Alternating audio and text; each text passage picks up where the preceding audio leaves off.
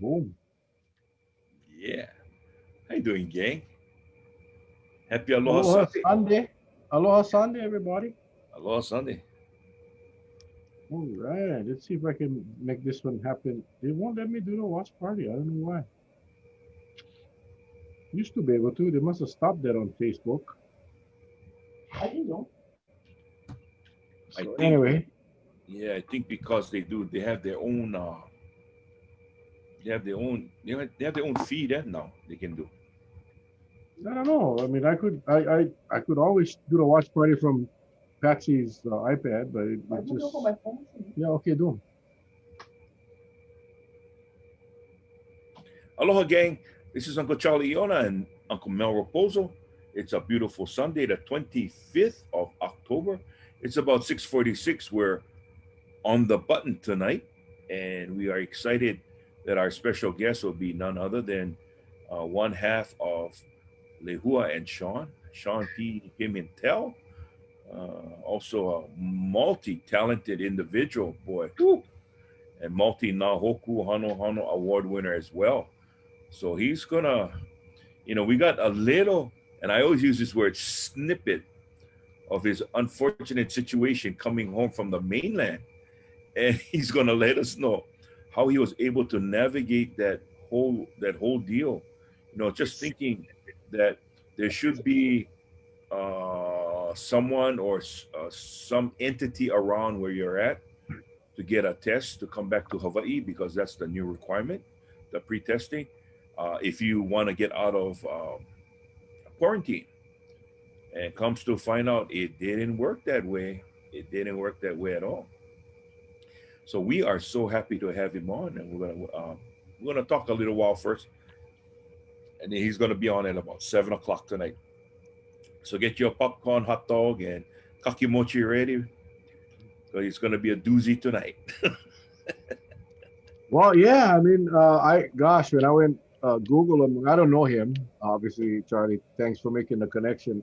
I don't know this guy. I looked him up, and then when I saw his picture, I realized who he was. I mean, quite a famous Hawaii musician. A lot of accomplishments. So I was stoked, and I can't wait to get to really meet him here online.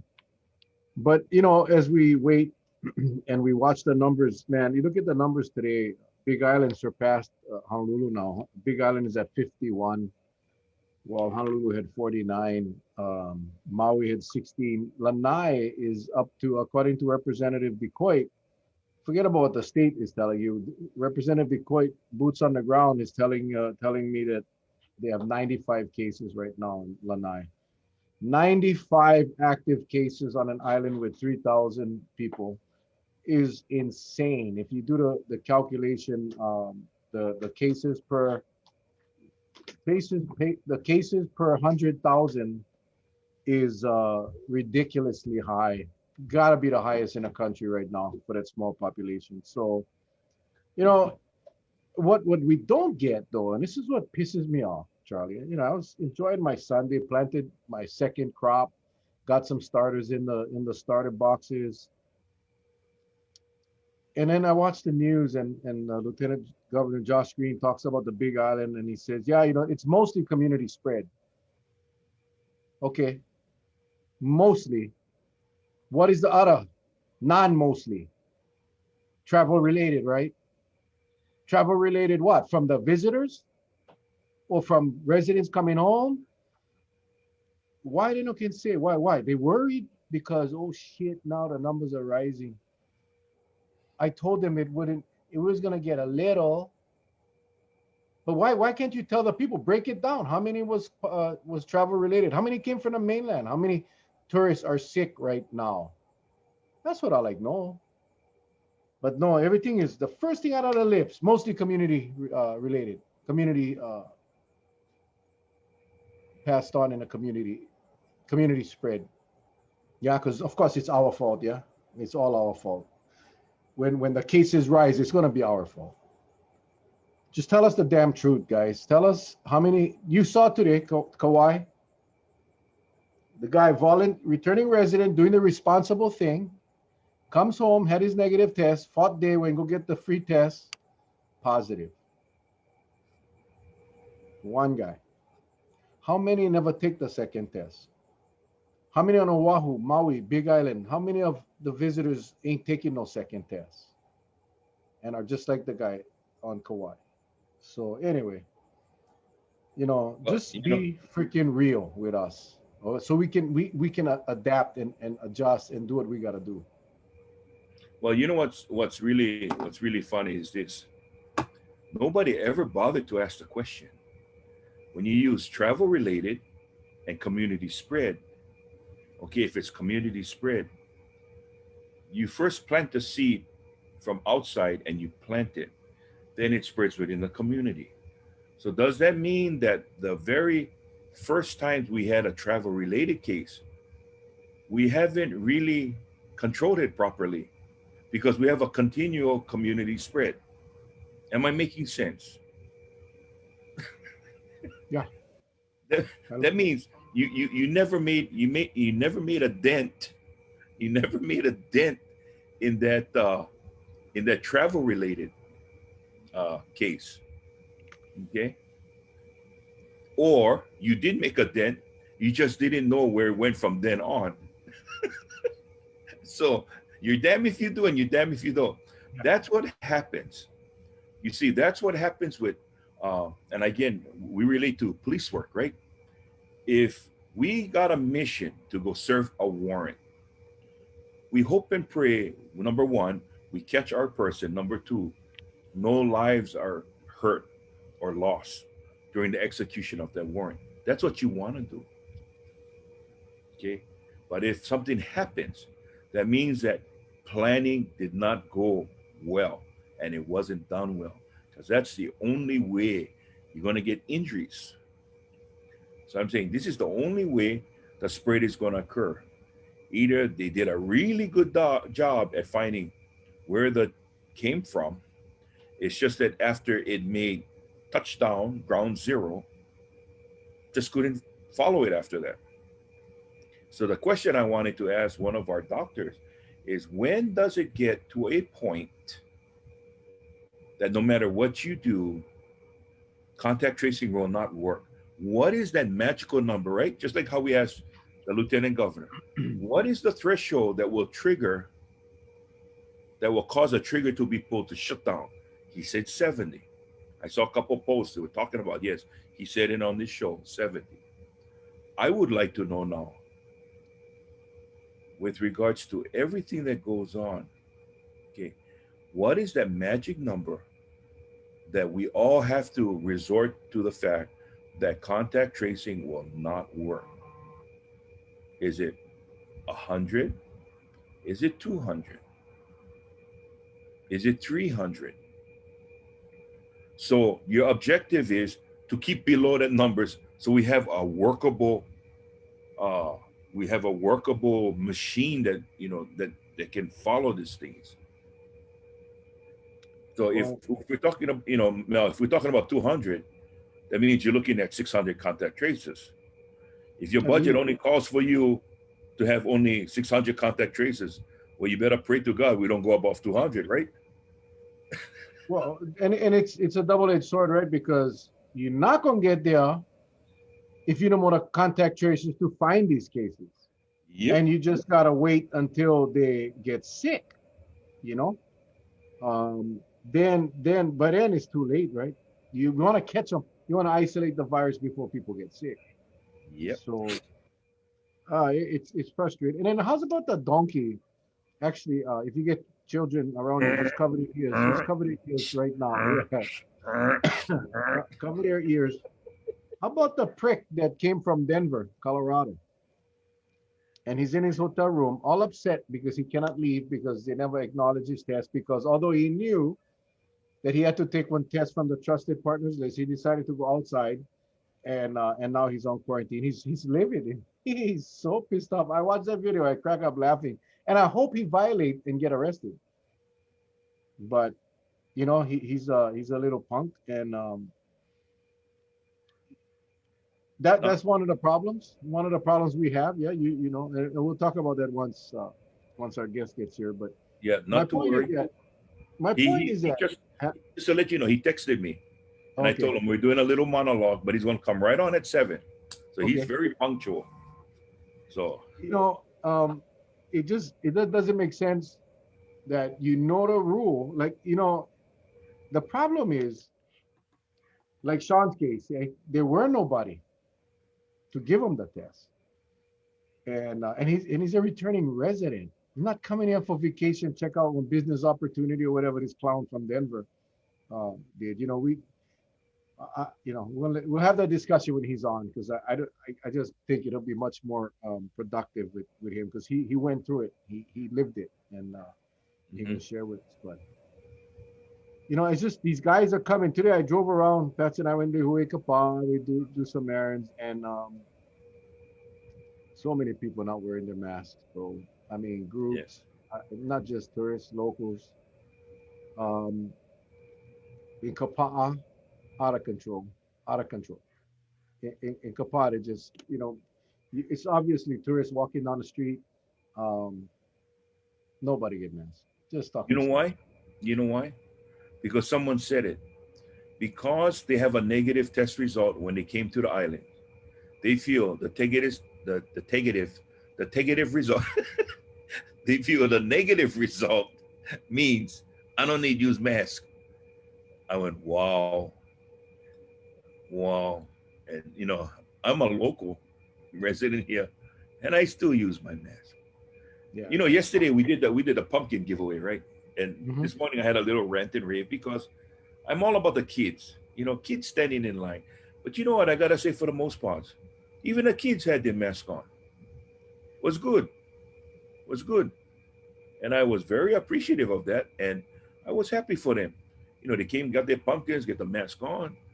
But then, I had to leave because I was one of my cylinders was kind of fluttering.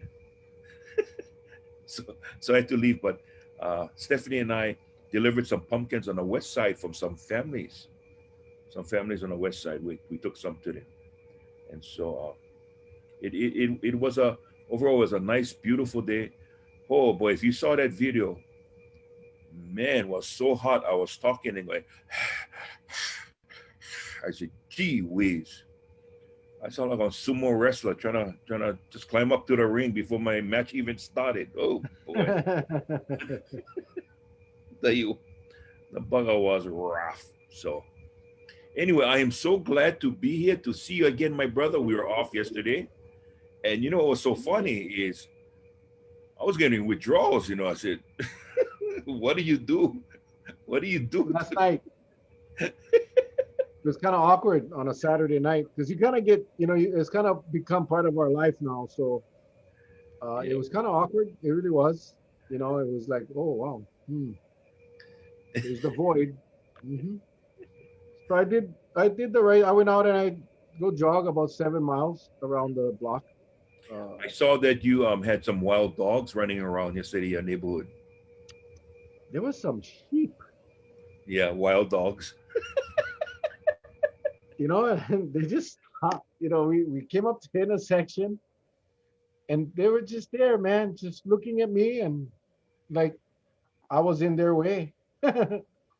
And I'd like, oh my God. I grabbed my phone so I could take a picture. Oh man. You And it know, was all was nice and trimmed. I mean, it was beautiful. Three of them, with two adults and one baby. And as soon as I see those animals, and I tell myself, you ever see the YouTube video like in places like Mexico?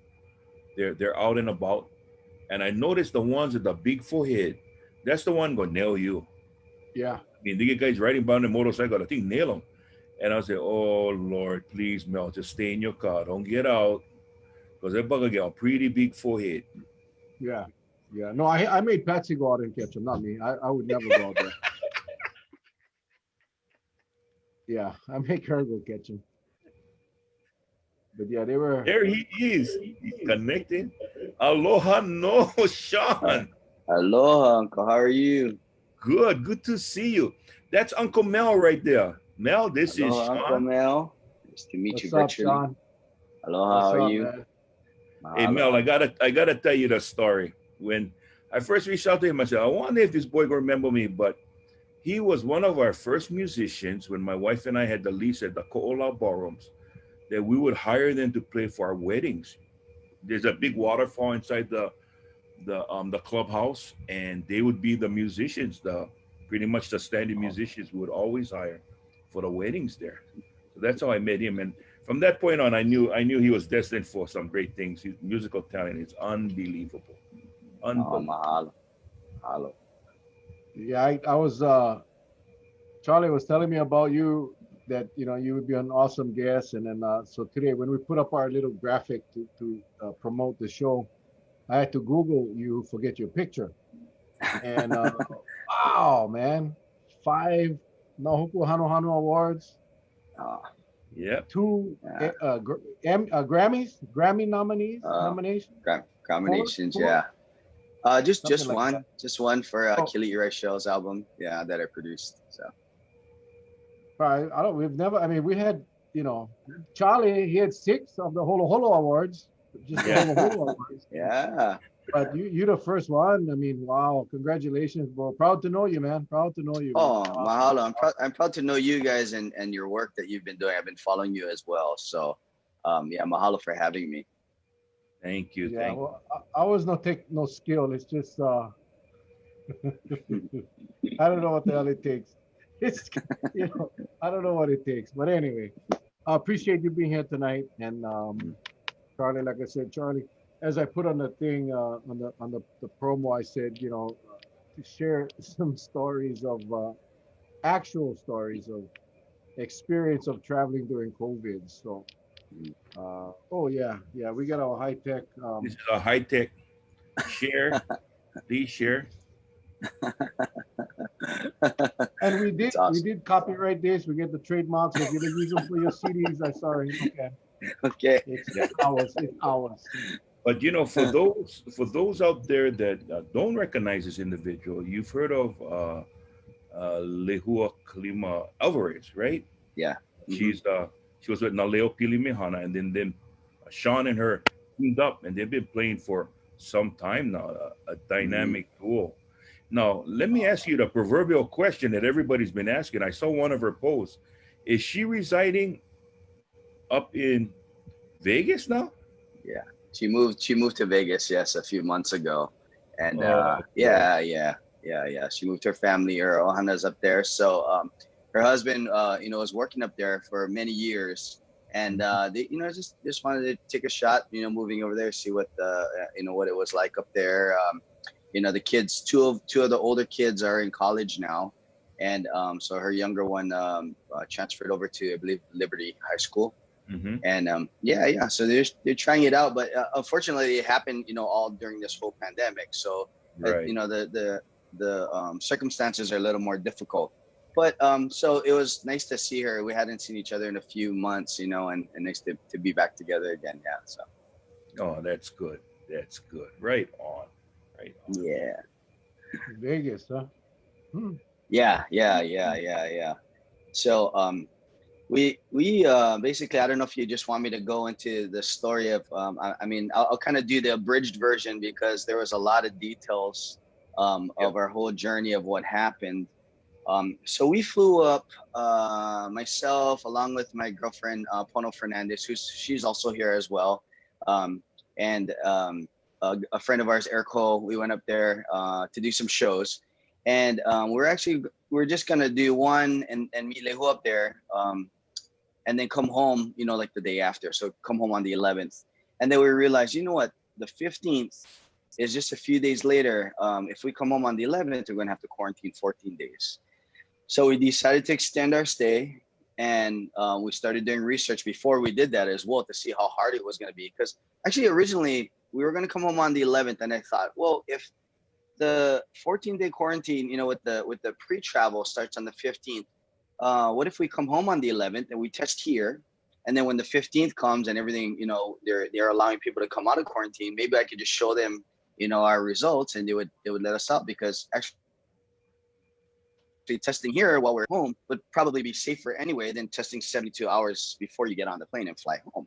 And so I reached out to some friends at the news and the media, and they said, you know what, they're not going to allow that, because if they make that if that's the case, then they're afraid that a lot of travelers are going to come here without tests, want to get tested here, and because we only have 4,000 tests a day, if 8,000 people coming in, our tests are going to be wiped out every day. So he said at that time they weren't going to allow that. So he said, okay, it's better than let's just extend to the 15th, and let's do our research on how we can get tested. And of course, the first one was Hawaiian Air because that's who we're flying.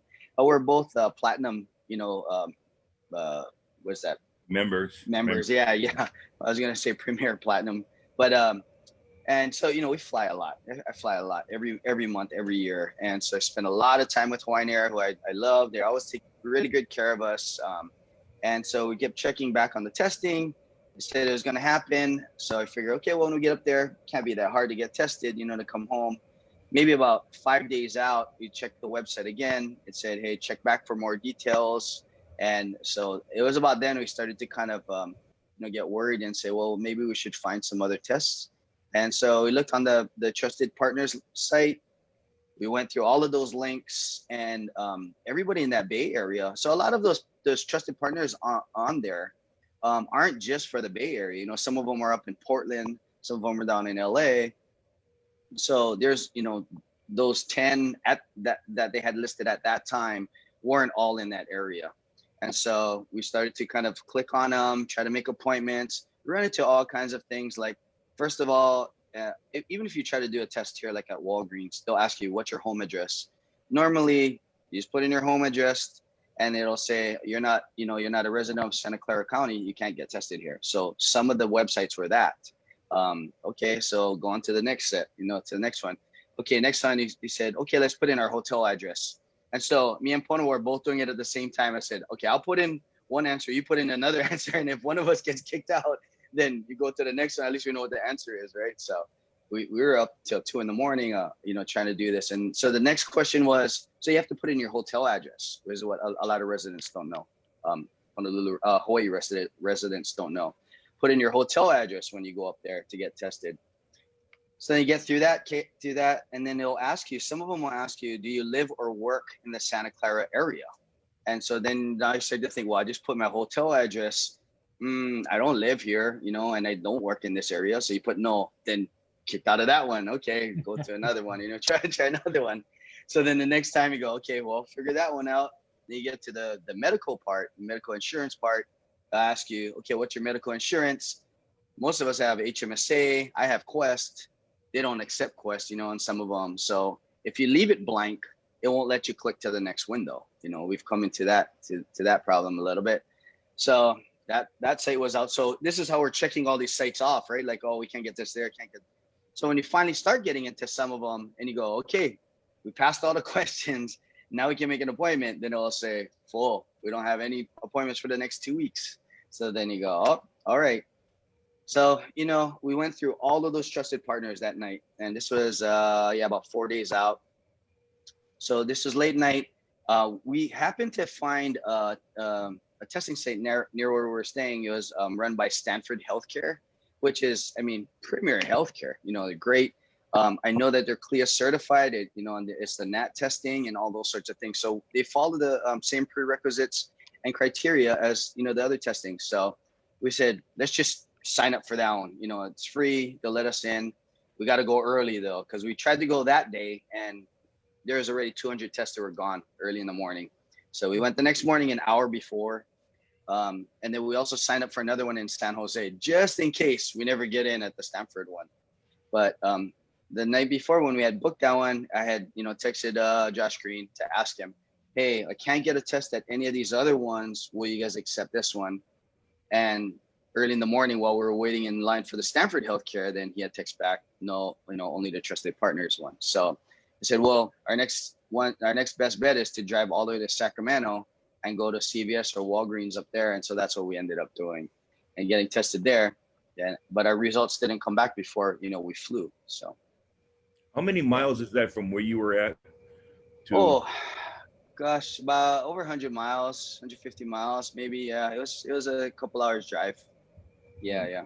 So, but we made the day of it, and so as much as we thought about this, like we even had to think this something that we wanted to do to go to California?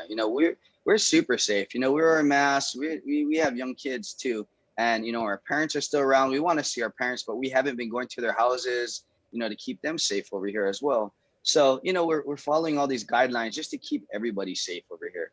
And so before we even flew, we thought about all these things. Like, is it safe to fly? Did all this research on the ventilation of Hawaiian Air. And the CEO saying, well, the ventilation goes from top to bottom, so it flushes all the air out, a few times an hour. Felt safe. I have friends who are flight attendants who actually fly that route to San Francisco. They've been doing it. I ask them, we're surfing together. I go, so how is it? And he goes, you know what? Planes have never been so clean, and it's very safe. Everyone's wearing masks. If they don't wear their masks, they've escorted people off the plane before, for not wearing the mask.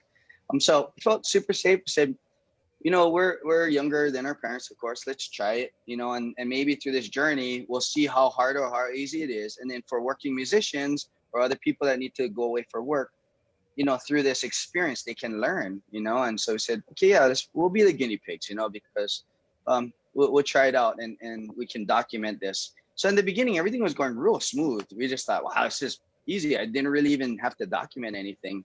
And then, 5 days out, it started to get a little hairy.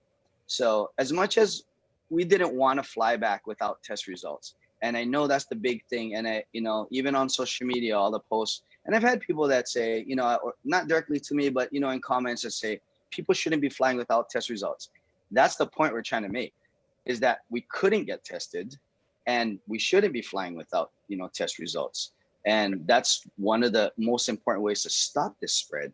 And so by showing them the whole journey of how, okay, tourists can get, tested way more easy, and Kamaina and Kanaka cannot get tested. It's very, very difficult. I have other friends that had the same experience coming home, and I can share those experiences as well. But that is pretty much it up to that point until we got home. So, if there's any other questions or comments you want to make right now. Yeah. Yeah.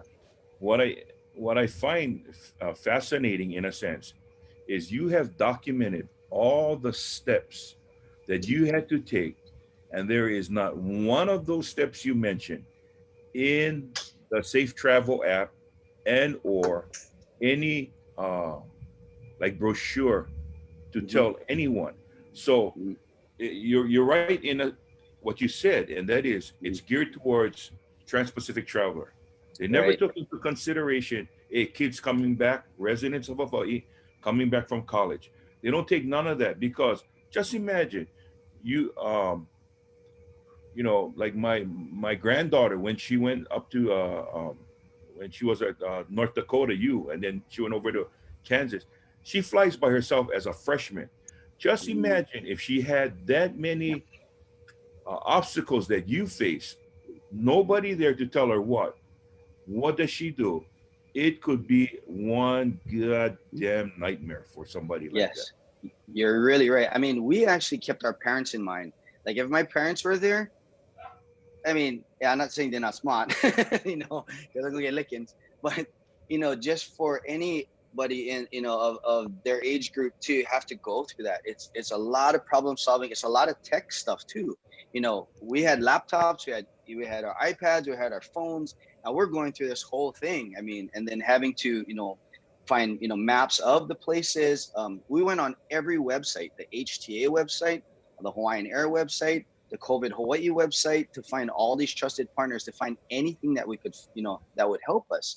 And you bring up a perfect point, is that one of the other reasons that it's not geared, and you can tell that it's not geared to Kama'aina and Kanaka, is because when we were emailing or calling, every website or every phone call that I made says, aloha, mahalo for your interest in visiting Hawaii. We're not visiting, we're coming home, or in any of the websites, it says, when you're traveling to Hawaii, we're not traveling there. We're coming home. We're returning again, in your interest of visiting, for people that are tourists and all these sorts of things. All the narrative, all the dialogue is for Malihini and not for us. And I didn't realize that until we landed home, and then we did get our results. We got our results the night we landed. And I mean, everybody at the airport, everybody who was helping go through the line of having to go through the app and all that stuff. They're super helpful. They had HPD people there. They had, you could tell there's some other people that probably work with like travel agencies or those sorts of things, and maybe this is extra work for them, but they're super helpful. Nobody was rude. Everybody, pretty much knew what was going on. But there were questions that we had asked, and people kind of look at each other like, oh, I'm not sure. I think it wasn't super clear. Not taking away anything. Again, it was a brand new program, and so it wasn't until we got our results that night, and then I had to get on the phone the next day and start tried to put in our results, and it wouldn't take, right. So you go back on the Safe Travels website on the app, and it says upload your documents. Okay, so you upload it, and then it has a little box at the right hand side of the column, and it'll say manual verification needed. So then it'll tell you need to print up your documents and bring them with you to the airport. So that's already saying that that's not after, because you can't go back to the gate. Yeah. That's for before, and so they didn't have a game plan after. And so we said, okay, well, that happened that night. They're closed. Woke up early the next morning. And this is where it started to get even a little crazier. Was about 9 o'clock. I thought, this is a good time to call, 9:30. I called, I think it was at 9:32. Got a message, male voice saying, I'm sorry, we're not open. We're open from 10 till 10 a.m. to 10 p.m. And I was like, those are super weird hours. Okay. All right, so hang up the phone, waited half an hour. I called at 10. It was busy. Every time I called. I called. I called 50 times that day. I documented every call. When I did get through, this is the crazy part too. Is so the phone, you'll press send, you wait 30 seconds, and it's silent. So you can imagine if you call I call like 10 times in a row, it just keeps getting busy. Maybe the 11th time I hit send, and then it's quiet for 30 seconds. There's nothing. So then you start to think like, something wrong with my phone. Maybe the call is dropped, and you wait. And I didn't realize. So then I was like, okay. And then I waited, and then the answering comes on, and it says, okay, for this, press 1, for this, press 2, blah, blah, blah. And when I did get connected, it was, okay, please hold for the next available, agent or whatever. Wait. And then you get another answering machine that says, leave your name, number, email, and we'll call you back. So I said, okay. And then I waited like another hour. Then I called again. And this time I timed how long it took for them to answer the phone. It was exactly 30 seconds from the time that you press send to the time that the recording comes on. So that's another thing. If my mom was on the phone and she was like, something wrong, she would hang up. Everybody would keep hanging up. I can't get through. It makes it harder. So we waited. It left 4 messages that day. I emailed a couple of times as well to the website and told them what the problem was. Didn't get any answer back. So this was on Friday. Now we're thinking, gosh, now what do we do? Now we're stuck the whole, weekend, because they're not open on the weekends. Now we're gonna have to wait till Monday. So like, oh well, now we're gonna have another 3 days of just staying home, which is, part of the deal. It's not like we have to really be anywhere, but you don't realize, like, if you got to go to the store, like we could order groceries or order food, but until somebody tells you cannot leave, it starts to get like, wow, this is not really the best thing. So luckily Saturday in the afternoon, then we got an email that just said, okay, we received your test results. You guys can come out of quarantine. But even going back on the website, it still has that thing that says manual verification needed. But your status changed, and it says you don't need to quarantine. On the other page, and it'll say that you can come out of quarantine. So I just didn't want to get arrested. It would look horrible. And even if it was just to run to the store and come home, or like when we come home, the first thing you want to do is go and jump in the ocean. And you just gotta like, just all okay, and cleanse everything. But just gotta wait. I guess we gotta wait a few days. So and then our other plan too was, let's wait a few days and let's get tested again. So we took 2 more tests on Monday as well, just to make sure. And yeah, both of them came out negative as well. So we took 3 tests that all came out negative. And that's kind of in a nutshell our journey for those of us that, those of you that didn't follow it. But yeah. Hey, Shawn, I got a couple questions. Just Yes. when you took the test at CVS, what kind of test was it? Was it did they put the test thing all the way down your nose to the back of your throat, or is it something that you did yourself? No, it's a self swab, and self swab nasal one. Everyone that we've done, like we've done it over here too. It's always been self swab. Yeah. So, we've got questions like, well, how do you know you're getting enough? Are you going deep enough and stuff like that? So, some places will tell you 10 seconds, some places will tell you 3 or 4 times around.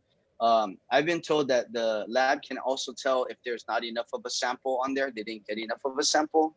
So, I mean, these are just things that we want to know as well, because no sense you don't test if you're not doing them right. It's not that we want it to come out negative. Everybody wants a negative test, but if you're not doing it right, you're defeating the whole purpose. You're really only cheating yourself. So Yeah, and ones that you love. I mean, that you could possibly be right, carrying the right, virus, infecting somebody that you love. So you right. took the test, you came home, you didn't get the results until that night that you got That in, but night. you Hmm. couldn't. You cannot do manual verification because you can't leave your house. Right, right, So right. that was what took you on that journey of the phone calls and the emails, and you finally were able Yeah. to. But okay, Mhm. Yeah, yeah, okay, yeah. That's part. So I do have another friend that he plays music. I won't mention his name, but he plays music for a pretty well known group. And he was up in Vegas for a few weeks actually for family stuff. And he came home 2 days after me. And so he had followed, my journey. And so he already kind of knew like, hey, I better start looking into these home tests, like Vault, that Hawaiian Air uses, yeah. And so what they do is they mail the home tests to wherever you're staying. So he got the home test in Vegas where he was staying. He went on a Zoom call with the lab technician. They went through the whole thing. He mailed it out, within that 72-hour window. Didn't get his results back before he flew as well. But, what do you do at that point? Because they're saying like your results will come back in a certain time. If they don't, then you have to pay the penalty to change a flight. I mean, we were even trying to looking at changing our flights, through the weekend, and everything was filling up because everybody wanted to come here, right? So now we're at a kind of a stalemate of what do we do? But so anyway, my friend mailed his out. It was supposed to go to New Jersey through UPS, ends up in Maryland, and so he didn't get his tests back for 2 or 3 days after he got here. Yeah, and again followed all the procedures, and so then he did get his results, and then he said, I tried to upload it. Is this the same message you got, manual verification? I said, yep. And he goes, what's the phone number you called? I gave him the phone number. He goes, yeah, that's the same phone number I've been calling all day. I said, good luck, bro. I said, just wait for the email. And he goes, how long did the email take? It took almost 48 hours for us to get that email from the time that we tried to upload, originally upload it. Yeah, yeah. And so he didn't get his for a few days. You know And what yeah, happens? I tell you, when this plan was first hatched, okay, when this uh-huh. plan was first hatched, if you think about it, up until the 15th, the prior to that, there were only two, CVS and Walgreens. Right, right, Nothing else was right, mentioned. right. And then all of a sudden, and Uncle Mel and I, we made, aloha, how are you? This is Aloha. Pono Hi, Hi. Fernandez. Puano. I'm Uncle Charlie. That's Uncle Mel. Aloha. Hi.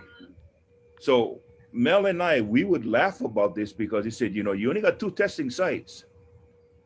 And then all of a sudden, somebody went out, go water the yard. Next thing you know, these test kits all started to pop up all over the damn place. Right, So that's what I was going to tell you. When you say 4,000, that's what the state has. It's not talking right, about what Hawaiian Air, right, whatever. Oakland get the free right, one at the airport. right. But the thing I wanted to mention was that, just by going through this journey, when the lieutenant governor, because it was his baby, the creation Mm-hmm, was his baby, right? mm-hmm, It almost seems like they didn't walk through all of these steps of what the possibilities were that could happen. right, It looks like he went into an office and says, okay, thank you, we have an agreement. mm-hmm, And they went their separate ways. I mm-hmm, go, bro, mm-hmm. do you have anything on paper that's going to say, what if this happens? Or what if this happens? He says, no, we get local guinea pigs. We'll let them try it. They're going to let us know what's going to happen. And that's Yeah, basically what happened. yeah. Which is, Well, which, the thing that I wanted to mention is that we had no idea what to do once we got that manual verification needed. And that's why he was making all of those phone calls, because there was never any, I mean, I looked it up, I searched it on the website, and there was no guidance as to what happens when you get your results after you land. And Right. so, you know, we sat down and we had a conversation, and we were like, can we leave the house or not? Like, we don't want to get arrested.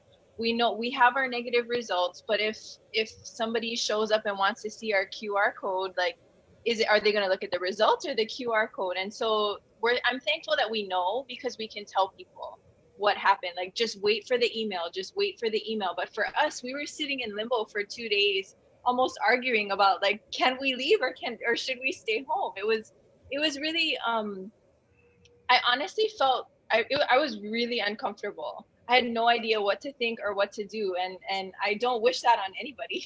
It's not the kind you folks come back, you go to the airport and get one billboard with the kind wanted posters, and you guys get your pictures on the wanted posters. Right. It would have been so sad, you know, to after this whole journey, we make it home, we got our test results, and then we got arrested. You know, and even through some misunderstanding, you know, what would happen. I mean, we even had that conversation. I said, well, what if I just ran to the store? And she goes, well, what if you get arrested? And I go, well, I'll show my negative results. She goes, but then what if you end up on the news, you know, and everybody saw you get arrested? Then I go, well, then I'll call the news and go, let's do another story about how I shouldn't have been arrested. But, you know, we shouldn't have to even deal with that, you know? So I think that it would have made for a really, really good song. It would have made for a really, really good song. You know, and I don't think they arrest anybody on Oahu anyway. I think if you come Kauai, you did meet, but they find you on Kauai. Thanks to our mayor. We find you on Kauai. Your guys' mirror is right on, bruh. Yeah, he awesome, he don't take no crap, and you know, you guys know that he wanted to do a second test, and I know you guys came home and you know you really didn't want to quarantine, but you ended up having to quarantine anyway because of the test results. So, you know, our mayor had proposed to the governor, hey, let our visitors stay for 3 days in quarantine and then take a second test. If they test negative, they can leave quarantine, which I thought was a genius idea. Of course, the governor shut that down because he didn't want to inconvenience the tourists. He didn't care about you folks. He just did not want to inconvenience the tourists. So, but they're being inconvenienced anyway, and they're doing their quarantine anyway, and we should have did the second test. You see, Kauai, we just identified a positive returning resident that, because he's a responsible person, took a test. Our county, our mayor offers a test 4 days after you come home, voluntary, totally voluntary. You don't have a quarantine. You get the negative test, you're quarantine free, but on the 4th day, you can go down and get a free test. And he did, and he tested positive. So that second test is so important. What I don't understand, and there were many opportunities. You said Stanford had a test, a clear certified place. There was another place you mentioned. What was the other one? It's called Fulgent, Fulgent Genetics. So these guys are all certified. They do it every day. It's like we have Dr. T in Waikiki, Doctors of Waikiki, and you cannot do their test. That to me is so ridiculous and foolish and stupid that if you went to a certified medical facility or testing facility that was utilizing a certified test kit, why wouldn't that be sufficient? That's our question. That's our question. Well, I mean, I think, and only the lieutenant governor, only Josh Green can pick these trusted partners. But his trusted partners cannot deliver the goods. So what do? You're a businessman. If your sound man don't show up, or he come 3 days late for put up your sound, you fire his ass, right? Right. That's kind of where we're at. You guys not performing trusted partners. You're not too trusted. Right. So that was our big thing too, was why don't you want as many trusted partners as you can get? I mean, if these places like Stanford Healthcare and Fulgent Genetics, if they're offering free tests that are certified in all these things, and it's free, it's not taking any money out of state here, Hawaii State, then why not? Why not accept it? It's adding on to the number of tests that were allowed here. It helps keep the community safe, all those sorts of things. Well, here's the thing that doesn't make sense. Many of the physicians right now, even in Hawaii, they have their they're like the sample collector. They will collect a sample, but they send it off, and the sample they collect is NAA, the nucleic acid amplification test, and they'll send it to a lab, which is most like diagnostic or clinical labs, which is clear. That's what doesn't make sense. Just because a doctor is in a, I said, but you're sending it to the lab that meets the specs. Exactly. Yes, because even Walgreens, they don't have their own testing lab. They send it to PNW, which is the lab, and then you get an email from PNW saying whether you're cleared or not. So just the same. Yeah, and that was one of the things that Shawn was really doing. And he talked about all of the work that mostly he was doing when we were up there, but he was looking into all of these options that were available for testing in California, and then doing the research of what kind of test is it, where is the laboratory located, is it CLIA certified, all of these things that we're not experts at all in any of this, but he did the research and he looked into those things. And so, we knew that that testing was available in California, in the area we were at.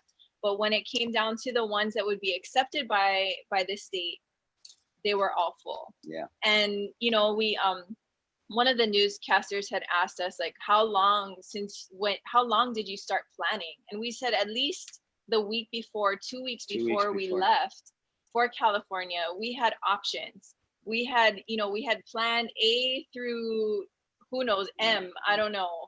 And none of those worked out. And then we had to start all over again and figure out, okay, well, what, once the plan came out and we knew more details about the plan, what are we going to be able to do in the 72 hours? Yeah. So one of the options, one of our friends that reached out to us, and I mean, a lot of people reached out to us when we were up there, and it was great because, the community was really like, hey, you guys need one place to stay. My auntie guys stay over there. My cousin guys can come pick you up. You can stay with them. I said, no, we're not stranded like that. I mean, we're just trying to get a test. And be responsible. Yeah. At the end of the day, we wanted to be responsible. Yeah. And so, all those things. And then we did have friends that called, and one friend said, hey, so there's this lab that's trying to get into Hawaii on the trusted partners list. And what they're offering is a home test.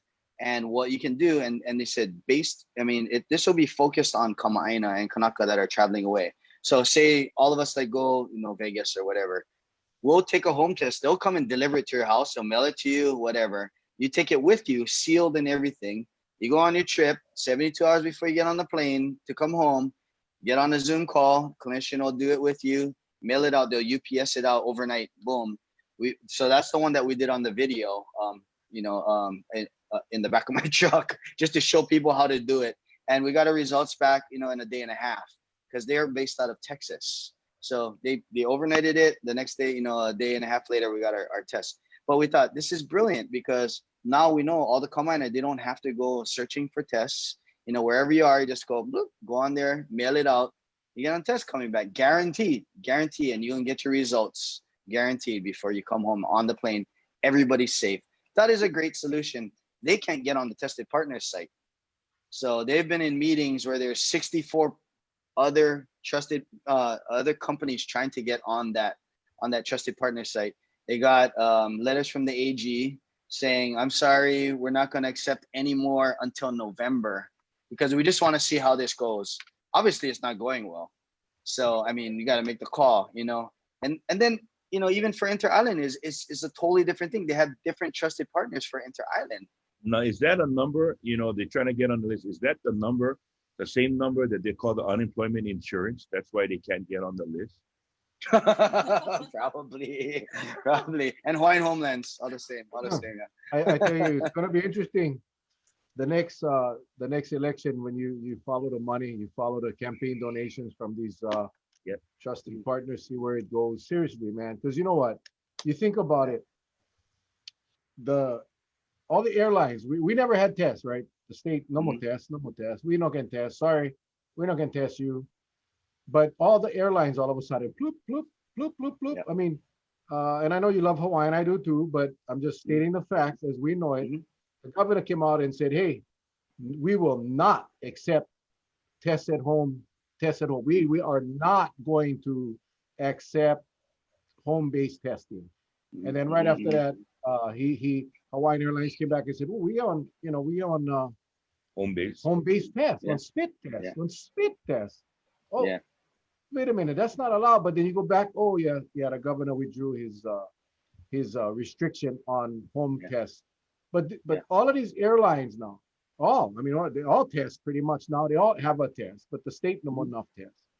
Right. But you cannot go to uncertified place in the mainland and get a test.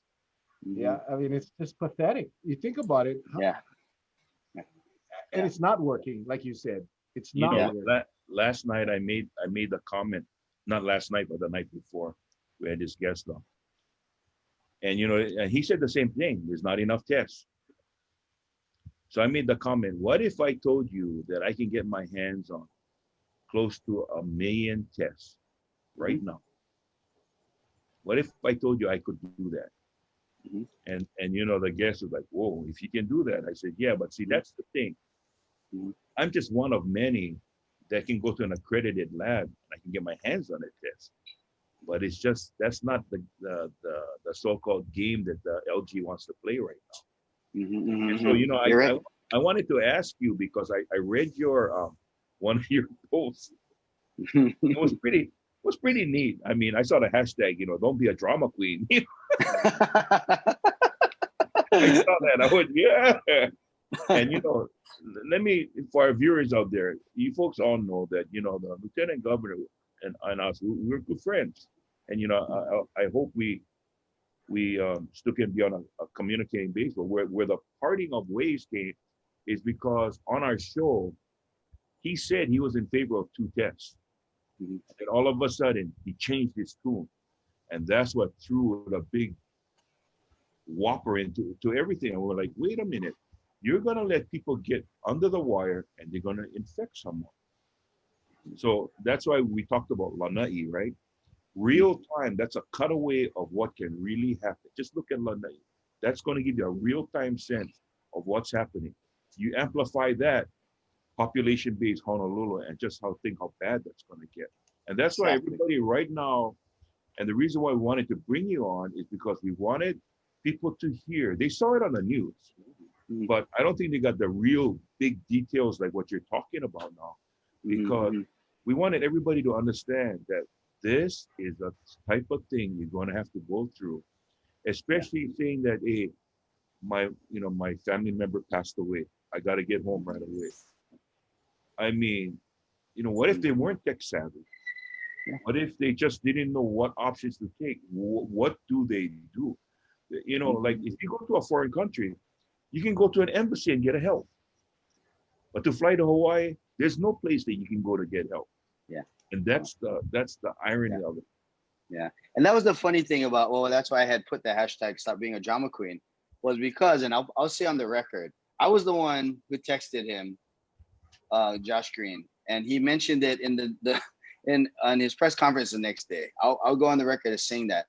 But what happened was we had made appointments for those 2 tests, right? Stanford and Fulgent Genetics for the next day. So I texted him at 10:50 at night. That was 10:50 Hawaii time. It was 1:50 our time, just to say, hey, you know what? This is what we're going through. We can't get tested by any of the partners. This is what I found. Will you guys accept it? We woke up early to be in line by 8 a.m. the next day for the Stanford test. We had driven half an hour, just got in line, and then he texted me back with 4:50 Hawaii time, 4:52. I still got him on my phone, and he said, "Sorry, it's not going to be accepted." I said, "Oh, that's a bummer because all the other trusted partners on the list can't get a test." I said, "Our only other option is to drive 2 hours to Walgreens or CVS in Sacramento." And he said, "Well, United is also a testing partner." I said, "Well, like in my earlier text, we're flying Hawaiian, so can't just and the airlines aren't offering tests. Hawaiian's not offering tests at SFO yet. They said that because after KHON had contacted us, I think it was on that Monday we did that story. They contacted contacted Hawaiian Airlines, and they got a statement from the spokesperson saying, "We're not starting our test till next week." Up until that time, the website still said, please check back for more details. But we had already, I think, I think it was that Monday that we had already entered into our 72-hour window, and we wanted to make sure that we had a test with results before we got on the plane. Yeah. And that was our biggest concern was, you know, get the results before we get on the plane. If we come out positive, we got to stay here. We're gonna say, we even had that option of like, okay, well, if we test positive, I guess we're staying another 14 days, you know, in the hotel or wherever we have to stay. We were prepared for that. We're prepared for if we came home, how we tested positive, we'd have to stay, you know, quarantine for 14 days. We had it all planned. So it wasn't like we were stressed to get, you know, out of quarantine or anything like that. But so when we were in line for that Stanford test, then I did, you know, as soon as I put the car in park, because by the time we got there was already 20 cars in front of us. And this is an hour before the testing opened. And then I got a text back about that whole thing. And then I said, well, it's a bummer because we're not going to be able. And then he gave me a not so nice text, which you probably saw on my Facebook. And I, I was, you know, I don't react real fast like that. You know, I usually like, hey, just be calm. But she made me go get breakfast first and drive back to the hotel. So I had an hour to think about it before I could respond, you know. And hey, mahalo for helping. I thought if he said yes, that's two more trusted partners that I could tell my other friends that are flying out. Hey, go to this one, Stanford Healthcare, Fulgent Genetics, free tests. Go get over there. They'll accept it when you get home. He said no. We get home, and then what happens in the day, the news on the next day? Oh, they're accepting tests from non-trusted partners. Like what? Like we could have got that one then because we would have had our tests way before that as well. So all the things that he's saying no to us, and then he's saying yes. Like I posted again yesterday that family who came over here, a tourist, right? The mom and the dad and the baby. They're in Waikiki. They didn't get their results from, I think it was CVS or Walgreens, one of those two. It got lost somewhere. Right. They've been quarantined, right, for 6 days. And then next thing you know, diagnostic lab said, hey, we can test. We got out of quarantine. Thank you to the lieutenant governor for helping us, right? Oh, what about the other guys that stuck, you know? Like, oh, you know, and people go, well, their circumstances are different. Yeah, everybody's circumstances is different. They're special. We're special. Everybody should be, you know, treated fairly like that. But maybe you shouldn't be going on vacation on pandemic. I'll say it, you know. Who's going on vacation in the middle of a pandemic, you know? Yeah, and I think, you know, for us at the end of the day, like Shawn said, you know, we were willing to do the 14-day quarantine if we have to. We were willing to do multiple tests after the fact just to make sure that if we were around our parents, you know, that we're not exposing them to anything. I think, you know, here in Hawaii, we're raised to consider our community, the people around us, whether they be blood related or, you know, our neighbors down, you know, and that park right next to us. If we happen to pass by, we want to make sure that everybody is safe. I'm not sure. I mean, sure, other people will live by that rule, but I don't know that I can trust that the majority of the people that are coming to Hawaii right now are really considering the health of our community. And are they willing to sit in quarantine for a long period of time until they get their test results back? Probably not. This family did. Maybe they reached out to the lieutenant governor. I don't know how that happened. Everybody has their stories, but really it should be about our people that need to come home. You want to hear? Should be. You want to hear something really strange, and I'll let Mel explain it because Mel, you know, both of us we're retired cops, so we have this kind of investigative mind, always working and saying like, okay, we're gonna find something out here that we want to dig. But you know, just to let you know, we've had many experts. You've seen it before, and if you let the F-bomb go, you just let it go. Don't worry about it. I mean, but Mel said it real clearly a couple of nights back. He says, and a good friend Angela Keene also said this too. You'd be surprised how many opted not to take a test and come. So we were kind of making fun. He's like, "Hey there, Billy Bob.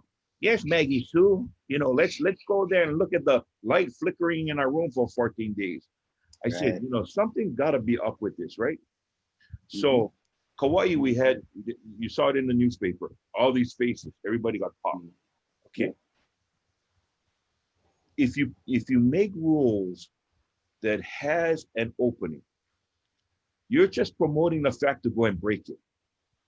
And so our good friend Tommy Silva from TNT says that's the same thing about Caldwell. You know, let's put a mask mandate, but they got the 6-foot rule. if you look at the way it reads, it's saying that if you're outside of the 6 foot rule, you don't need to use a mask, even though it says you got to wear one mask. So that's why a lot of the local people said, you know what? We worry about our community. And for some reason, these people come over here with a negative test, and they feel just because they're negative, I don't need this mask. So Right. now we already see the tension building up, and it's happening already. And we're trying to warn them, hey, you're gonna get one chaotic situation. You guys better step in. So what we did is we hit it so hard, hey, HTA, wanna put out one damn video, put them on the planes, blah, blah, blah, blah, blah. 2 days Right. go by. Next thing you know, yes, they put out a whole thing saying, now we got the video, we got all the brochures, we're going to be passing out. I said, gee, why you guys just never think of this before all of this would happen? Right. Right. Even the testing, even this testing thing, they said, hey, why don't you just beta test this, a month before, 2 months before, see how this whole thing goes. Not try launch it and make sure that everything runs smoothly the day of. I mean, we know how many things could go wrong, and that's the thing is that if we cannot first safely send our kids back to school, and we cannot have most of our people go back to work over here, we shouldn't be having visitors. If we cannot even travel safely inter-island as Kamaaina just to go work or to visit family or those sorts of things, maybe we shouldn't have people come here. If we cannot, as Kamaaina and Kanaka, travel away and come back in to Hawaii, we shouldn't have tourists and visitors and Malihini coming here. So I know that it seems like just common sense. It's common sense. And yeah, people are going to say the number one thing is, well, we depend so much on tourism. That's something that we need to talk about. And that's something that keeps coming up, is that we rely so much on this tourism. We shouldn't. We should start thinking of other ways that we can be resilient, we can be sustainable, not through tourism, And I was watching that forum the other night with Eric Gill and all those who was on it. Mufi, Yeah, Mufi and all those. And they said, you know what? 40% of the businesses cannot open without tourism. That leaves 60% of the businesses that can be open. We'd be thriving with 60% of businesses open. Kids can go back to school. Our economy would be moving like other countries that can get most of their people back to work. The majority is back to work. Yeah. So that's just my take on that. Yeah, it's unfortunate, and I think that COVID is definitely an opportunity for us to look at the things that aren't working, and obviously, our dependence on tourism is one of those things. And tourists can't come here, and everybody's going out of business. I mean, companies that have been around for generations and generations but cannot sustain themselves because they depend on visitors to come in, that's a huge problem. It's a huge problem. And I think about some of our friends are taking back Waikiki out in the we all are every day. Out in the surf.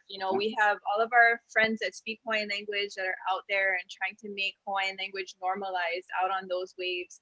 And I think to myself, like, those streets too, and the small businesses that are in Waikiki, the locally owned restaurants, we should be able to go back to those places and take that back. And I don't know anything about economics and everything, but I just know that my dad shouldn't have to go back to work around tourists that might not be as safe as they should be, or didn't test and are sneaking out of quarantine. And he's an elder, and yet for him to be put in that situation, to have to choose between his health and his being able to survive and his livelihood, how is that okay? Yeah. What do you guys think a good opening plan is?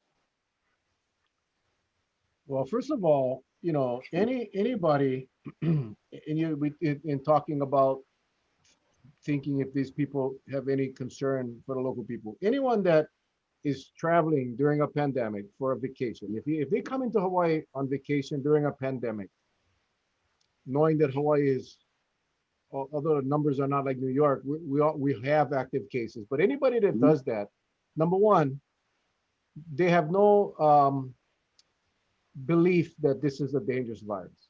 They don't. They just don't. Wherever the hell they come from, they believe that it's like the flu. Because if you knew COVID as it is, you wouldn't fly in one airplane. You wouldn't No. for a vacation. If you gotta go doctor, Right. you gotta go work, you gotta do. That's Right. a different story. But Right. vacation, packing up the kids, and we're going to Hawaii. Number Mm. two, definitely don't give a shit about us here in Hawaii and our culture. They're coming for vacation.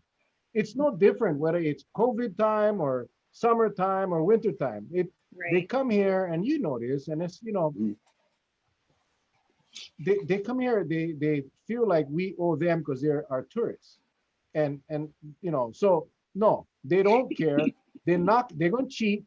They're not going, they're not coming here to sit in a room for 14 nights. They're not gonna do that. Right. And if I don't know if you guys listen to this guy, Duck Vong.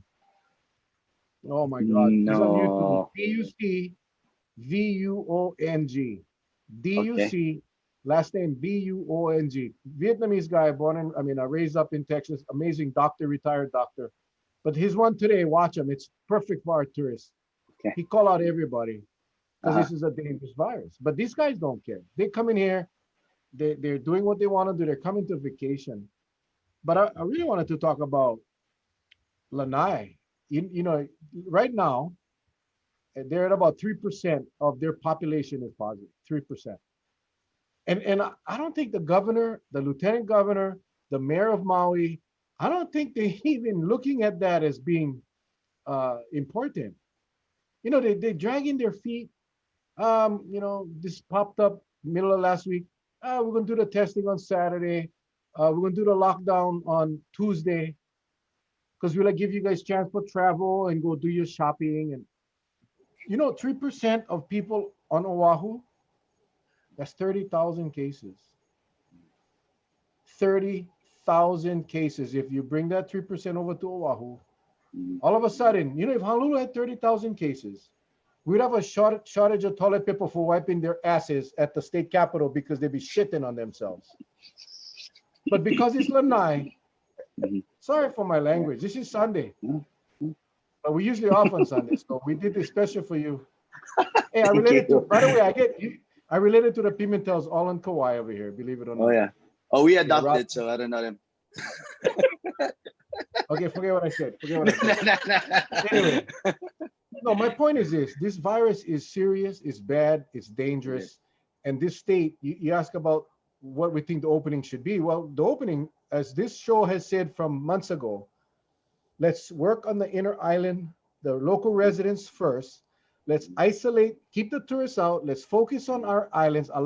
Get us to a point where we can travel amongst the islands, support the local economy, build up the freaking local businesses, use that CARES money for keep those businesses afloat until we can get the Yes. people to travel and spend money in our local businesses. That's how you open. Mhm. Shake Exactly. can the locals and open everything up for the tourists. That's what we did. Every single damn decision that was made in this pandemic was for the convenience and benefit of the tourists. Mhm. Plain and Yeah. simple. You're And right. that, And and like somebody said, who was that last night? Said you cannot put the toothpaste back in the Stephen tube. O'Neill. Yes, Stephen Yeah, O'Neill. Steve, you cannot put the toothpaste back in a tube. YouTube. That's kind of how I feel right now. They're here, they're coming, and more is coming. And Dr. Vong today said and he's a doctor, that he's an expert. He said the activities today, as far as COVID, is going to show up in 3 weeks. Mhm. So if there was an exposure today, let's say in a plane or let's say at a restaurant or whatever, you're not going to see anything with that from that exposure for 3 weeks. Yeah. So Yeah. count 3 weeks from the Yeah. 15, and then it exponential from there. Mhm. Yep. Right. And that is You're my right. fear.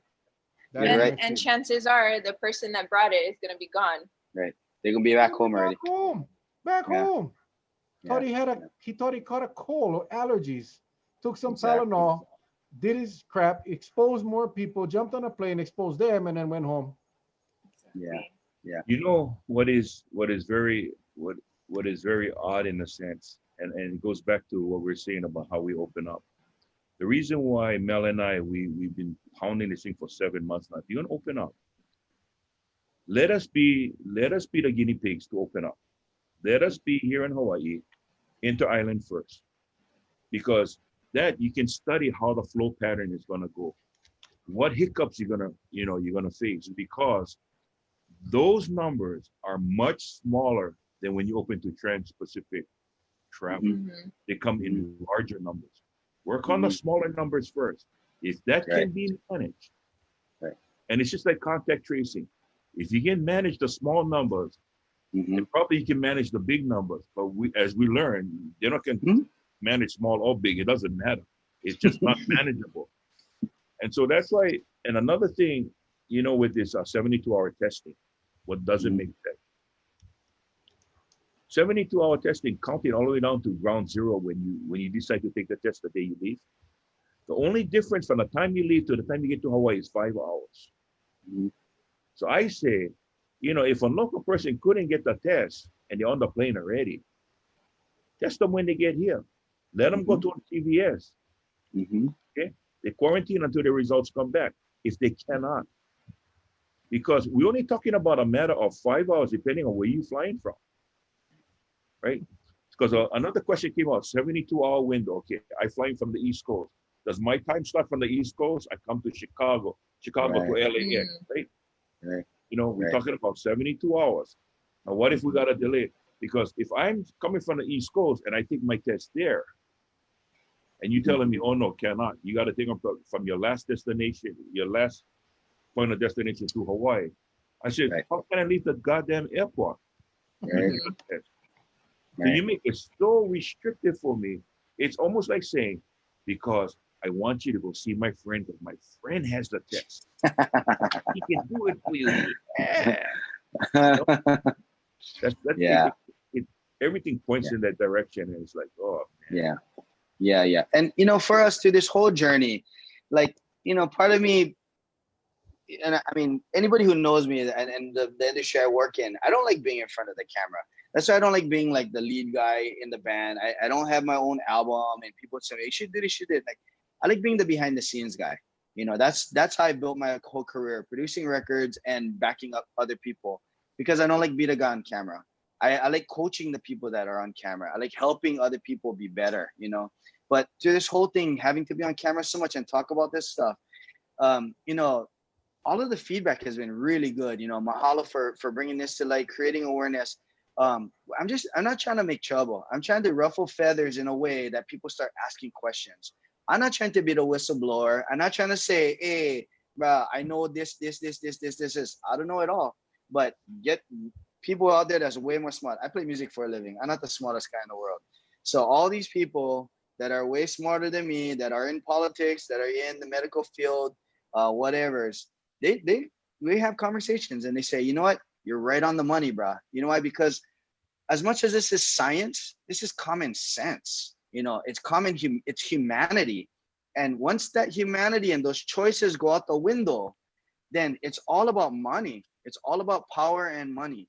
So if we have to go back to our Hawaiian values, and I was talking to my mom the other night, we were talking about who we're going to vote for, right? Which is a whole nother thing. We're not going to talk about that. But I said, basically, if the candidate isn't for the Aina and isn't for the people, that's not my candidate. They're Yes. they're for money and power. That You know. And that and I think everybody should be that way. I mean, Yeah. everybody should vote that way. Yeah. Yeah. Yeah. I'm so. I sorry, think Paul. Shawn. No. I think Shawn's text to the lieutenant governor really kind of sums it all up in the sense that he's not a gotcha guy. He's not a conspiracy theorist or anything like that. Really, the research that he was doing was to make sure that we could get home safely to our families and keep our families safe. And so when he texted about, these places that, are CLIA certified and it's NAT test and, it fits all of these requirements, it wasn't about like, oh, there's a puka in the system or there's a problem with what you folks have set up. It was really an attempt to be like, hey, look, there's these guys that are certified. Maybe if they're on the list, then there's more access for people to be able to come home and travel safely to Hawaii. And so, and maybe it didn't get read that way, but I think I don't know. I can't say for sure, but But I think that's really what us coming out and talking about this is really about is, again, bottom line, making sure that our community is safe and helping our family and friends come home. We actually ran into a couple of kupuna up in California. They happened to be at an event that we were at, and I can't imagine how they got home. And it happens to be that we were traveling when everything was brand new, and yes, there are pukas in the system, but if we're not able to tell our story, then our friends and family are going to be stuck, and I wouldn't wish that on any of them. Let me say that this to both of you, and I'm going to be very candid about it. You folks are on the right track. Mel and I have always, and we know when people say certain things, and we know where it comes from, because we have been labeled this whole time as fear mongers. And I said, gee, we taking the same information from the experts, and we're just letting everybody know that information. But you're not calling them fear mongers. You're calling me and Mel fear mongers, right? Everything you said is spot on, and that is, you're doing the right thing, because when you don't have people who have gone through what you have gone through, and if you don't say anything, then really nobody is going to know what the heck can happen. And sometimes it may be so overwhelming, stress rise. Some people even collapse at trying to deal with the stress, and we don't want to. We don't want to see that at all. And I think what's what's inevitable, that is, we called it, and Mel and I have said, we hope we're wrong. But so far, things are coming to fruition that we've called months ago. They said, if you're not careful, this is going to happen. But we're saying, please, we don't want to be right. We want to be wrong, because we just want the notice to go out. These are hurdles that we see coming up. But just like nobody's paying attention to them, it's like, you guys are like high jumpers. You guys can jump over the hurdle. Who says I can't?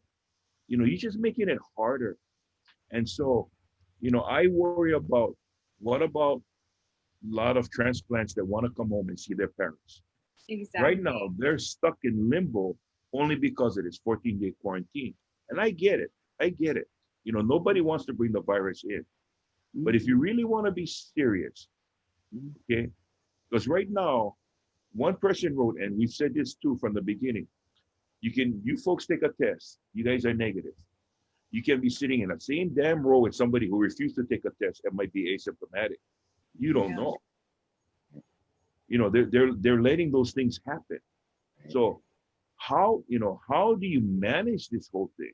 Because all you're doing is you're just finding a window for something bad to happen.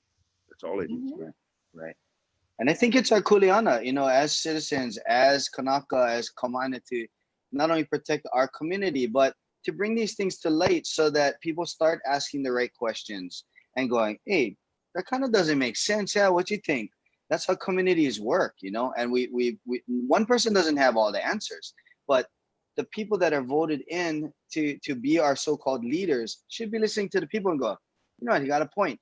And while we were, up on the continent and we were doing all these press things every day, and I got calls, I got from some of my friends that work, in legislature and in these meetings, said, hey, you know what, bro, your name came up in the meeting today. And then the next day, hey, you know what, your name came up in the meeting today. I never met Josh Green before. I don't know the guy, and the governor, just, I don't know him. He don't know me, but that the name is coming up. It's enough to go, hey, it's again ruffling feathers, so that people start asking questions and going, look at these guys. This is part of what needs to be fixed. This is why we shouldn't open. Great. Then for us, that was enough. All that heartache and all the struggle was enough for other people to go, yeah, we want to keep our community safe. We want to keep our Payaina safe. Yeah. So. Well, we really appreciate you guys being that responsible. I know, in fact, I think most of the local people coming back home, traveling back home, are quarantining until they get a second test. They're doing that because of the respect, the love for of course, their family. And that's the thing, no, if you don't wear a mask and you absolutely no respect for the people here, I mean, you shouldn't be here. Get your ass back on a plane and go home. Really, that's how I feel. I'm so upset. So upset. Yeah. But you know, I just somebody just said, Mama, you guys go back, watch the thing on Facebook. You can read the comments. There's some really good comments. But this one person said, uh, Lieutenant Governor Green texted her today and said, if you ask for a second PCR test, you're toxic and fear mongering. I mean, you know, I know they watch this. I know they watch this. They watch. They're not Yeah. gonna come on now, or maybe Yeah. they get their staffer on now. They use a fake name. I don't really care, but they do Mhm. watch it afterwards. They're gonna watch this tonight or tomorrow. Mhm. Maybe Josh gonna watch him when he's at his emergency room waiting for the next patient or whatever. But you Mhm. know, I don't understand how the governor, lieutenant governor, you know, politicians are politicians. I was one. You know, I was on the council for 12 years. I know exactly what they think. But doctors, the doctors should put the health and safety of the people as the priority, as a priority. Politicians, they're gonna do what they believe is in the best interest of their constituents, of their donors, whatever you want to call it. But doctors have one, you know, it's almost like a mom. You know how moms are attached to their kids and they on different bond and like that. Doctors have some should have. Mhm. And what frustrates me is we have allowed politicians to make medical decisions, and we have made medical people to make political decisions in this pandemic in the state of Hawaii. And that is where we went astray. That is where all of a sudden we're not looking at the health and safety. Yeah, we're Mhm. looking Mhm. at the economy and we're looking at the big corporate America and oh, Mhm. we cannot. If you guys had followed this from the beginning, you'll see who was all the advisors for the governor. Yeah, it was Mhm. all HTA, HLTA, Mhm. Hawaiian Airlines, all the hotel visitor industry people. We never see now one doctor, one medical expert. We Mhm. have had probably 2 dozen medical experts on this show since March. 7 months we've been doing this every night straight. Mhm. We've had doctors from Korea, from Utah, from Arizona, from everywhere. And every one of them says the same thing, guys. Mhm. We're going down the wrong road. Mhm. Mhm. And they don't Yeah. listen. And they don't Yeah. listen. I Yeah. thought Lanai would kind of wake them up a little bit, like, but they're gonna blame. You know, I'm gonna be honest. I'm gonna be straight. That's what this show is. They're gonna blame the Micronesians. That's Mhm. what they're gonna do. The Pacific Islanders. No, you tell them, call them. You blaming the Micronesians. Yeah. Yeah. But how the hell did that virus get to Lanai, people? Yeah. Right. How did it Right. get to Lanai? We You know, we we were going to Lanai every month, to play music before the shutdown, and we love Lanai. So for the last how many years we've been going there, spend a lot of time with the community, with the Aina over there, revisiting places that our ancestors went, and really getting connected with the island. We love it there. We've grown to love the ohana there and the community, and we see how tight knit they are. And so when all this started happening in the last few weeks, we just really felt for them because we know how fragile their community is over there. And going back to Josh Green, I mean, from the beginning, I thought we were lucky to have somebody who was in leadership position that had a medical background. Like, I went to bat for him. I spoke highly of the guy. Not that I don't speak highly of him now. I just say, hey, he's doing the best job he can do. you know Always room for improvement. Maybe this will be something that he'll listen to something that one of us says and goes, yeah, I got to check myself. Yep, I got to go back and reassess this. Any of those things. We're all human, but we're not all, bulletproof. We're not all, just so high up in power that anything that we say, we're untouchable. So there's so many people out there that think they're untouchable. I don't think he's that kind of guy. I don't want to think that I'm hoping he's not that kind of guy. But if anybody can help turn this around because of that position of power he's in, please, Josh, please listen to what we're trying to say. We went through the whole thing, bro. We're just saying this because we're not trying to bring you down. We want you to question some of the choices and decisions that you guys have been making this whole time, because obviously it's not working, and this is the community speaking now. Perfect. Perfect. No. whoo, you make me like run for office again, boy. You should Go run. for no. You No. should run. I get that every day.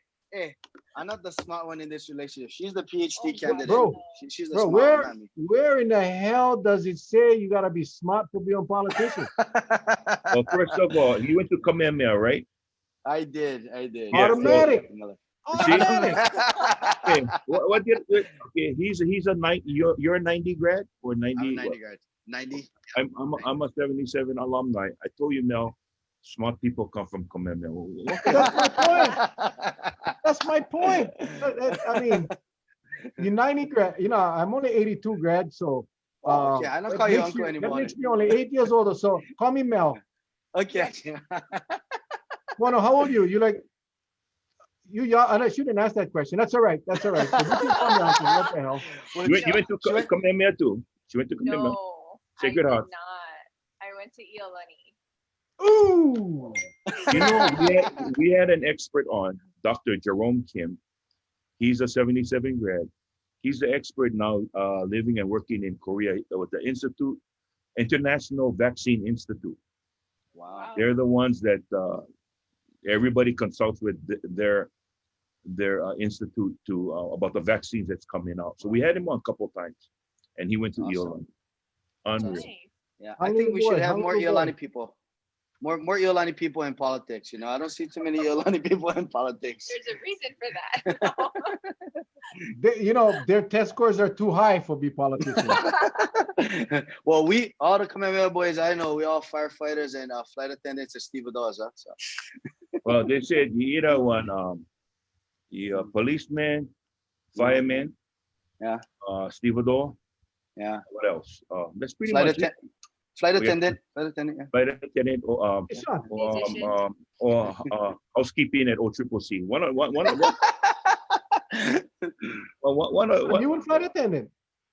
I'm not. I'm a full-time musician. Oh, Yeah. okay. That's Yeah. what I thought. So, Okay. You know, I mean, everybody's, you know, really upset about wanting to reopen businesses and how, you know, we rely on tourism and all those things. Hey, I've been impacted for 8 months. You know, I mean, we're suffering. You know, we're suffering as in the music industry. We don't know what to do. We don't know even after things open. Like, we're not going to just start working tomorrow and it's going to be okay. It's going to take years for us to recover, even if there is a music industry. It was already hard enough before this, you know. So I'm lucky. Puna works in the DOE, you know, Office of Wine Education, and so she's my sugar mama right now. So.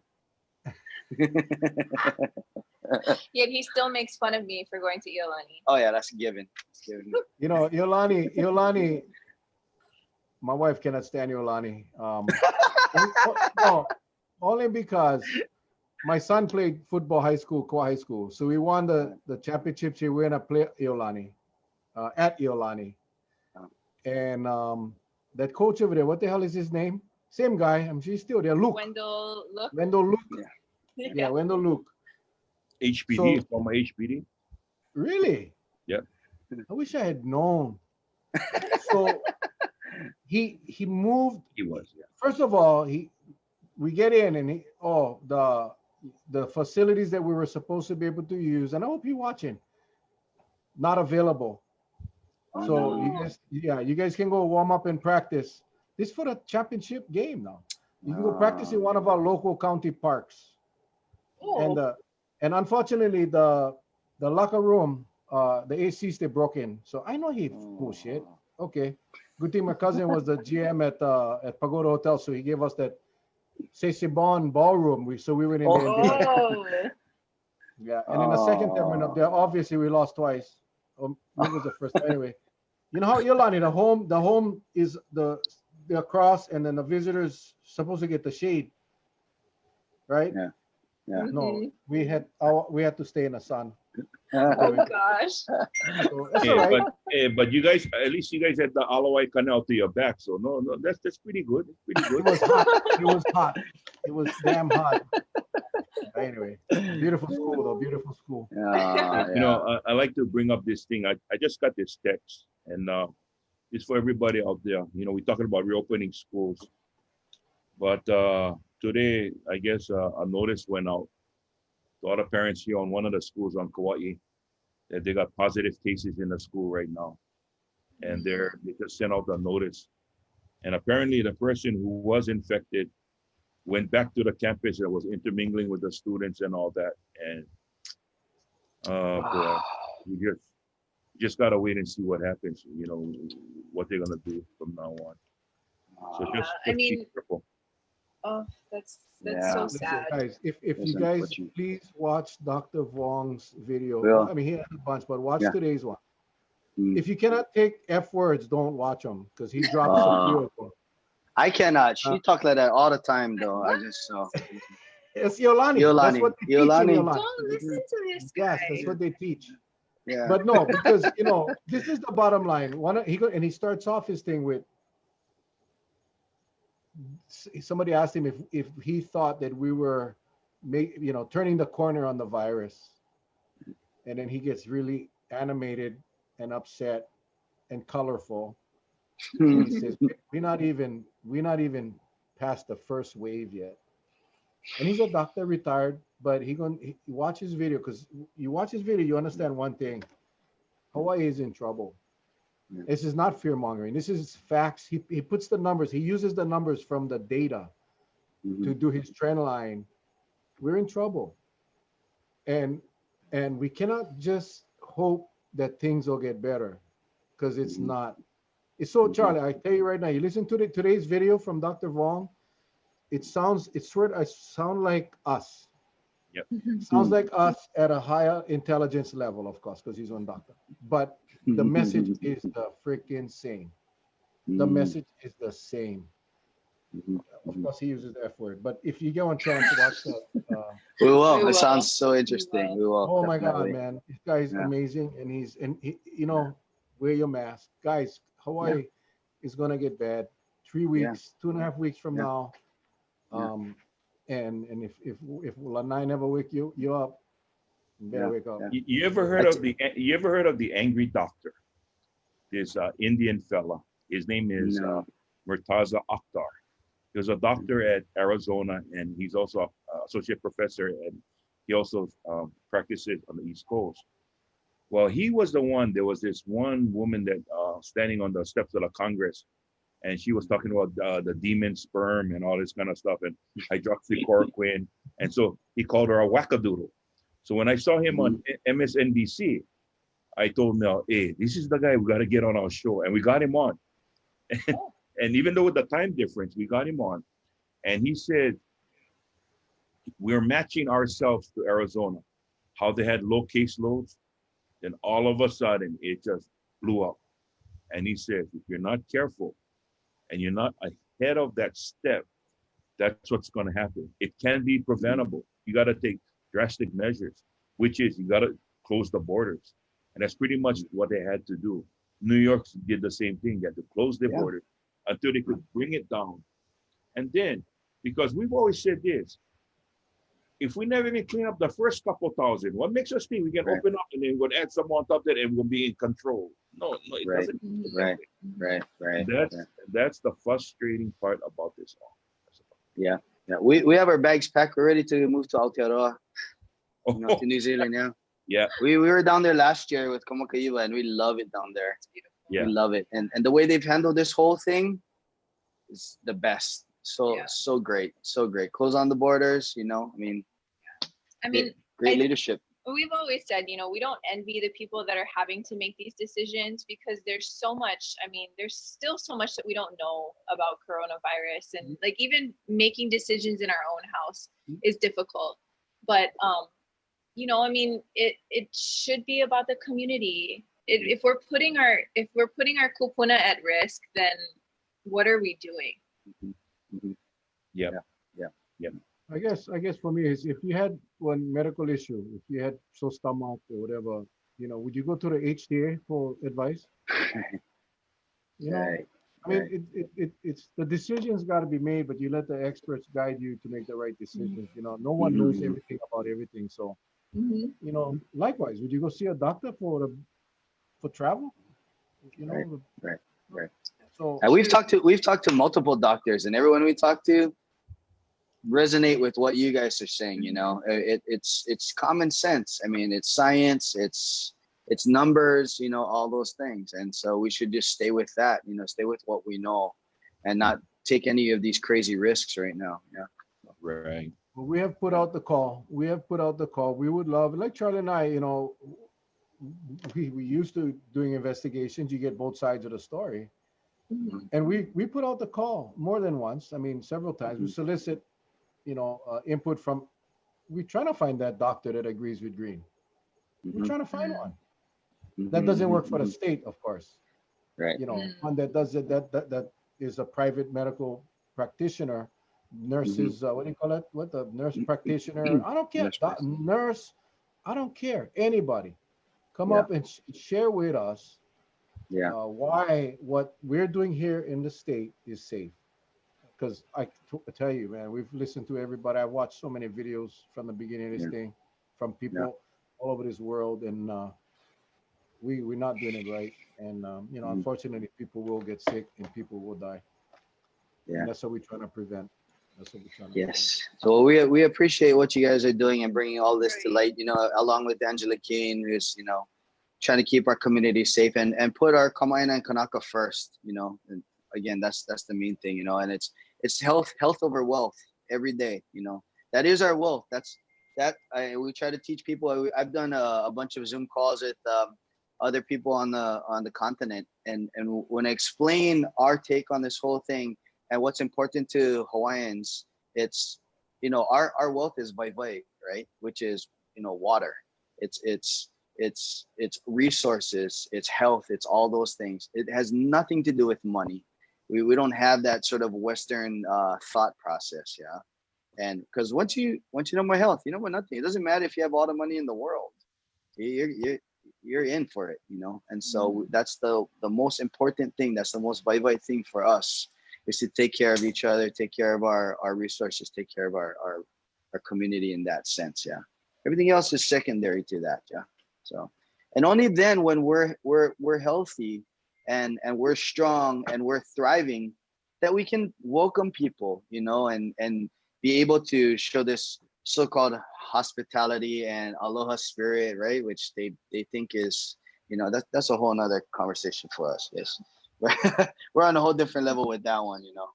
But if we can't feed ourselves, how can we feed all of these people that are coming in? Yeah. Mhm. Yeah. We're not healthy enough to take care of Yeah. ourselves and our land and our children and our kupuna, then Yeah. It's that mask thing that they do on the airplane, right?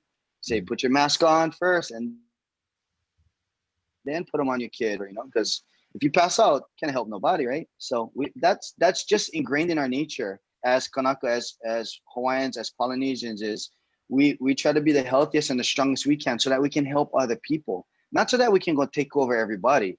That's not where we come from. Yeah, we come so that we can thrive, so that we can be stronger to farm and fish and hunt and provide for people, not so that we can conquer and take. Yeah, that's not us. Yep. So, well, Wow. Well, thank you very much, mahalo to Pono, you guys. Sean. It is mahalo. awesome, man. Awesome. Thanks for sharing that. A lot of comments, a lot of good comments. The school. I know a lot of people asking, Charlie, where you dropped the bomb? What school? What school? What school? It's LA school. Yeah. LA school LLS. got the notice that they're, yeah. So if you're from LA Oh, school, check your mail. But yeah, again, yeah. that's how this crap starts. That's how it starts. Anyway, Charlie. Well, first of all, as always, I like to say mahalo to you, Sean, and to you, Pono. Thank you so much for joining us. Thank you. And the invitation is always open. If you got something to share and you want to get it out there, please give Uncle a call. We'll put you on again. You can use this Mahalo. platform. Mahalo. To our viewers out there, it's always our goal to inform and educate.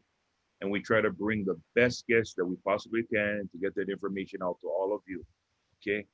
And so what we're saying now is we're in some troubling times, but we will get through this. Everybody has to stick together and not divide. But we need to march in a certain way that safety comes first. Everything is about the health and safety first. Okay. And like I've said all along, when I give my morning talks on Facebook, I worry about the kupuna. Kupuna don't have access to a lot of the stuff that the younger kids have nowadays. Okay, even for like telemed, a lot of them still get the old-fashioned flip phone. They don't have smartphones. Mhm. So if you live close to a kupuna that you can help, please go over there and help. If you see that a kapuna has a home that there's some dangerous things in the garage when they walk around, when they hang clothes, go over there, go help them, move it out of the way, because the last thing you like is a kapuna falling at home and not being found for hours on end. Because they are our pillars in the community, and we got to keep them safe until God calls them home. Okay, they shouldn't go home any sooner than that. Okay, Mhm. thank you very much, Mel. Thank you guys again for joining us. Good to meet both of you. Iolani, Kamehameha, some high-powered people, boy. Imua, Some Imua. high-powered. Yeah. Kawai High. Kamehameha. Oh, you guys, oh shit, I'm the only public school guy in this whole damn show. No, but Sorry, we get my we get wife two went campuses. Kapa'a High School. So. We get two campuses at Kamehameha. We get Upper and Lower. Upper is Kamehameha, Lower is Farrington. So either one. Well, thank you for being on the show. Thank you for sharing your story, not just here, but with the media and everybody. Because I tell you, you're right. We gotta somehow get them to listen.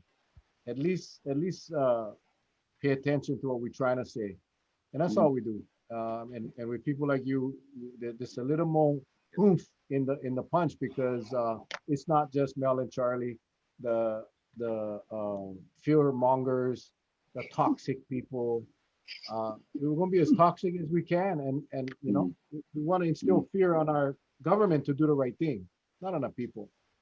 People, wear your mask, social distance, wash your hands. Don't go with big gatherings, please. It's real, and the wave is coming.